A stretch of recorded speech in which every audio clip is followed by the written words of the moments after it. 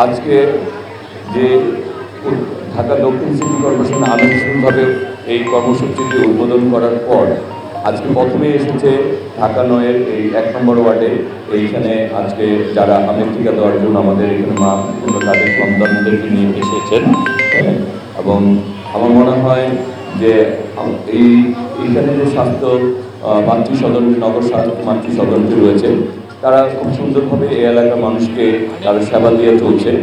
আমরা আমাদের গার্জিয়ান যারা রয়েছেন, এলাকাবাসী যারা রয়েছেন, তাদেরকে অনুরোধ জানাবো যে আপনি আপনার সন্তানকে যদি সুস্থ রাখতে চান, নিরাপদ রাখতে চান এবং আপনার সন্তানকে যদি হাম এবং রুবেলা থেকে আপনার রক্ষা করতে চান, তাহলে আমাদের সকলের সন্তান যারা এখন পর্যন্ত এই টিকাটি দেননি তাদের তো অবশ্যই উচিত যে এটি থেকে আপনাদের মুক্ত হওয়ার জন্য আপনার সন্তানকে নিয়ে আসা।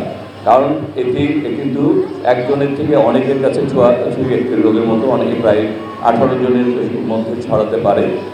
এই রোগ থেকে আমরা একটু সচেতন হলে আমরা মনে হয় এই রোগ থেকে আমরা মুক্ত হতে পারবো, আমাদের সন্তানকে মুক্ত করতে পারবো।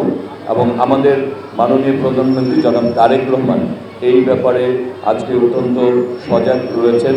তিনি সিটি কর্পোরেশন বাংলাদেশের সকল জায়গায় খুব সুনির্দিষ্টভাবে এই রোগ থেকে মুক্ত করার জন্য এবং সবাই সচেতনভাবে কাজ করে চলছেন।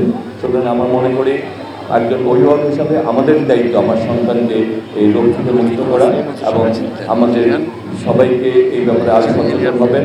এবং আমাদের দলীয় নেতাকর্মীরা যারা রয়েছেন তাদেরকে বলবো যে আপনারা এলাকা ভিত্তিক মহল্লা ভিত্তিক আপনারা জনসচেতনতা বৃদ্ধি করবেন, যাতে করে তারা তাদের বাচ্চাদেরকে নিয়ে এসে এই টিকাটি গ্রহণ করে সেই নির্দেশনা এবং সেই পরামর্শ দিয়েই আমি আজকের মতো বিদায় নিচ্ছি।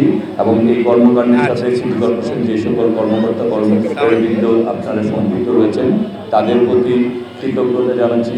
এই কারণে আগামী দিনে আমরা এই ভবিষ্যৎ এই শিশুদেরকে আমরা আমাদের নিরাপদ রাখার জন্য আপনাদের এই সহযোগিতা, আপনাদের এই কর্মকাণ্ড আমাদের ভবিষ্যৎ বাংলাদেশকে নিরাপদ